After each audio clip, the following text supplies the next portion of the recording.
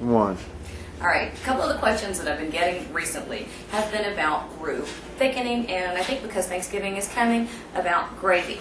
Well, what I'm going to show you today is how to make a roux. Yes, I know that's big in Louisiana cooking. However, a roux is the basis for any kind of cream sauce that you can think of. I mean, if you've ever had macaroni and cheese, you've had a roux when you make the sauce. Super, super simple. A couple of tricks to it, though, and that's what I'm going to show you how to do. Okay, so I've got a cast iron skillet over here. Now, all a roux is half fat and half flour. That's it. If you want to make a very pale roux and you're not going to cook it forever, go ahead and use butter because the flavor is out of this world. However, in this case, I'm going to go all the way to a dark chocolate roux or a brick roux. And so I don't want to go beyond the smoke point of butter. I don't want to burn the butter, basically. So I'm using oil. I've got my pan over about medium heat. Now, my stove is not very efficient. You may want to keep yours lower. One of the tricks is simply to adjust the temperature as you go. You want to keep it nice and low. All right, we're getting a little bit of heat. So I had 1 cup of oil and 1 cup of flour. And literally, that's it. Now, when you've got it at this stage, the first thing you're going to have, and just start whisking it in there, first thing you're going to have is a white roux. And it's just exactly what it sounds like. All you do is cook it to the point where the flour and the oil have incorporated and you've just begun to cook off that floury taste. Now there is such a thing called a whitewash or a cowboy roux, a slurry if you have to. And all that is liquid and flour, and you mix it together cold and you stir it up and then you dump it in your pot. That's fine, and it will thicken something up. However, when you're boiling, it never gets high enough to cook off the floury taste. So you never get that complex flavor that you're looking for. So if you're going to use a cowboy whitewash, just don't claim that you're using roux. It's not going to taste as good. It's great for an emergency if you need to rest your gravy though. Okay. All right, come here, take a look at my pot. See how everybody's just starting to come together? You see how pale that is? White roux. There you go. That's it. That's all there is to it. Now, I'm going to actually have a lot of starts and stops in this video because it takes up to, well, depending on the kind of fat you use. This I expect to take a full 30 minutes to get all the way to a brick roux. If I'm using butter, which you cook even lower and you have to be more careful with, then it would take up to an hour. That's why in Louisiana they call it, they name their roux by the number of beers you can drink. So a blonde roux, it's a 1 beer roux. And a medium roux or a peanut butter roux, it's a 2 beer roux. We're going to a 3 beer roux. And I cook a lot. Okay, so here we go. White roux. I'm going to stop right here and I'll come back in just a couple of minutes and I'll show you what the next stage looks like. Alright, I have now earned myself my first beer. I have a blonde roux. Come over here and take a look. And it's exactly what it sounds like.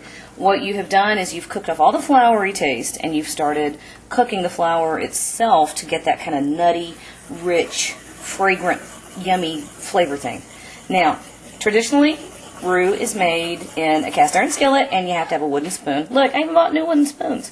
I swapped off from the whisk simply because I don't want to be pulling too much up of the seasoning off the bottom of my cast iron pan. Which, that's probably why. It's the traditional thing. Okay, our next step on this, where I will earn a second beer, is going to be my peanut butter roux. And you're not putting peanut butter in it. I actually thought that for a while. You're going to make it match the color of peanut butter. And just to make sure I'm on the right track, I have my peanut butter here for comparison. So probably another 5 or 6 minutes, and I'll show you what that one is. Okay, we have now gotten to the point where we have peanut butter roux. And all that means is it's the same color. Okay. Now what you're looking for when you're making peanut butter roux, and this is also what you have to be very careful with, you may want to start reducing the heat. I've cut mine down a little bit. Actually, I've cut mine down a lot. And a cast iron skillet will retain heat, so even after you turn it down, your pan stays hot, so be careful with that. Now, what you're wanting to see, well, I may have stirred mine up too much, is, there you go. You see how it's starting to track a little bit? You drag the spoon through. It will continue to incorporate the flour into that oil, but you also have to remember that the key to roux is don't stop stirring and keep your heat low. Now, what you've done here is you've traded off a lot of the thickening power that's in the flour for a really rich, deep taste. And it's fabulous right now. You could use it, right now, and the taste would be great. However, in this case, I want to take you all the way to the other side and keep going with this and show you what one of the dark roux looks like. So, I got my beer, I got my stove and my spoon. So, I will be back to show you the next part. Okay, so we've passed our peanut butter, getting dark. Now we're not to the chocolate stages yet, but the fragrance is out of this world. Now when you're stirring this stuff, kind of do this, do this little lazy 8 thing.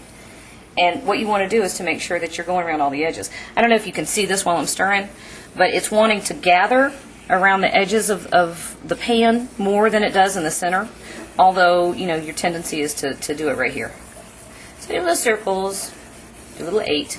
Now, I will say this. This is where you want to start watching out for when your roux can burn. And if you burn roux, you're done. You just have to start over. Which makes you question the whole timing your roux by beer thing. You're going to have to be careful with it. Other thing you want to watch out for. They call this stuff Cajun Napalm, and they do it for a very good reason. It's incredibly hot. And because of the oil in it, if you get some on your skin, it actually stays there and continues to burn. I actually haven't done it. I've burned myself plenty of other ways, knock on wood. But don't, be careful when you're working with this. All right, our next stage is we're going to start hitting the chocolate roux stages. And literally, this is all there is to it. Stuff's super easy. Keep your heat low. Don't forget to stir. All right, we are now at the final stages of our roux. And I actually forgot that I was supposed to be filming, so it's a little darker. But this is actually exactly what we want.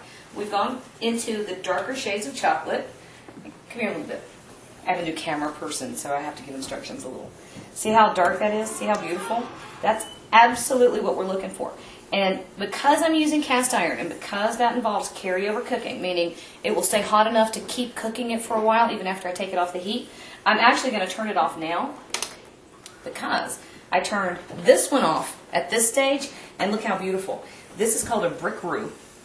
Absolutely exactly what you want. Now you don't want to go any farther than this because then you risk burning it. And once you've burned a roux, there's no way to bring it back. So if you actually see black flecks in your roux, I'm sorry, you're going to have to start over. But that also means 3 more beers. So that's a good thing. But no fair ruining your roux on purpose. All right, so to recap real quick. Equal parts of fat and of flour, and in this case I used oil because I wanted to have the higher smoke point that oil gives, because butter smokes at a lower temperature. I didn't want to have to babysit it quite so fast, although if you do use butter, the flavor is like nothing else, and you can use butter, just go slower and stir a little bit more. So the next thing we're going to tackle with all this beautiful roux that I've made is gumbo. I can't believe I forgot what I was going to make. All right, so, yay. Next up, we're taking our roux and we're making gumbo. All